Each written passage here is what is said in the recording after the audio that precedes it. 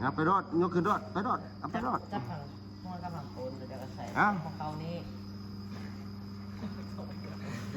ปก่อน ยกบ่ขึ้น เดี๋ยวให้ได้มันเป็น เข้า10โลยกบ่ขึ้น มาคนละเราลูกกองก่อน เอาไปแดนมาเนี่ย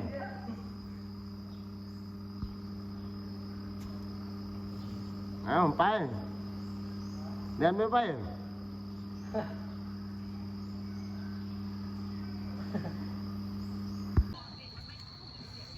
ลองมารับลองดูนี่คือตั้งเลย นี่ยังเมีย ม่อนลูกม่อน กระจาย จ่ายเต๊กกระบุงเต๊กกระบุงบุงเต๊กจ่าย กลับไปใหม่อีกดาว ไปจังสังเช็คเพียวไปพักครับไป เดี๋ยวไปดูกัน เพียว มึงนี่ก้อนนะวะ เพียว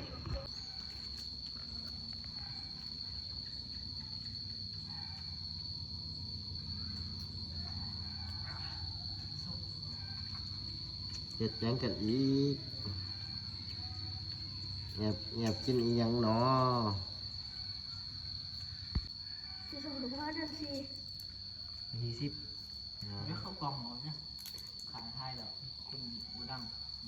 ดูเรื่องโบเรื่องสีของมันดูกินมันยังไงดูจากกิน ได้กินอยู่หันแต่ของไฟแล้ววะเนี่ยแต่ของคอแล้ววะ เงินเอาคุณเดี๋ยวโตเจ็บนะบ่ให้ลูกหอนไขมันบ่ให้ลูกหอนนั้นนั่นเกี่ยวขาไขมันเจ้า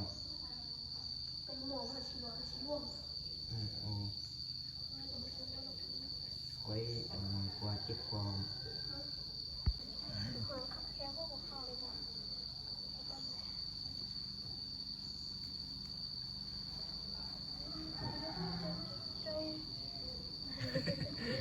มาน้ำยาปรับขนม เนี่ยค่อยลงเลยอยากผมน้ำสามเขาจ้องเลยบางหือบุได้จ น้ำมันนั่น โอ้ยชิมอนคาตุอีดีมั้ง เอาวาซิบุลินเนี่ยท่านละวะ ำจะโต๊ะไม่ได้จะไปนอนกับคุณหัวจะโต๊ะ เราเบิ่งมาจะ ตัวได้เบิ่งก่อนเดือนมันนำบ่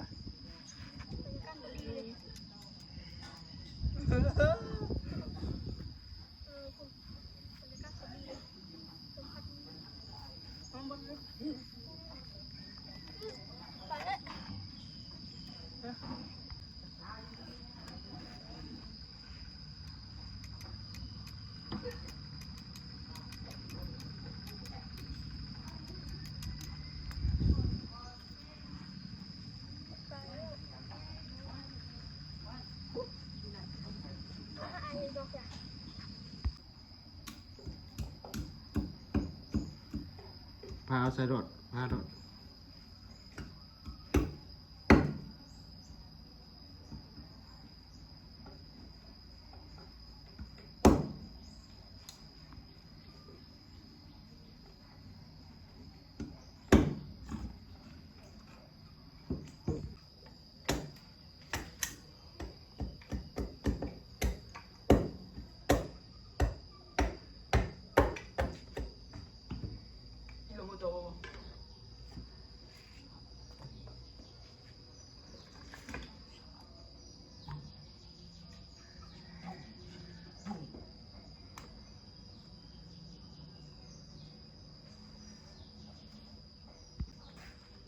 ผมดุกผมเป็นคนดังแต่สมชื่อว่าเป็นคนดังถ้าเกิดมึงเป็นคนดังได้สิ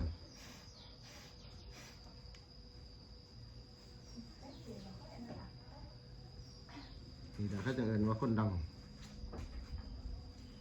ในตำนานโอ้อีหยังเนี่ยหยัง เส้นข้าวเปียก กระเปียกด้วยกระปุ่น ข้าวเปียก เปียกโอ้เสียจังไรสันเนาะ เสียบกระเดียงยุ่งก้อนยังไง อย่างยุ่งพอยุ่งเมียสาธุ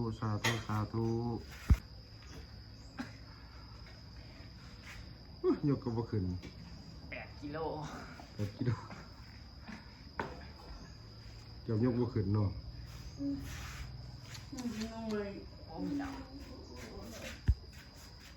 สดๆร้อนๆ8 กิโลทำกระเปียกเกล็ด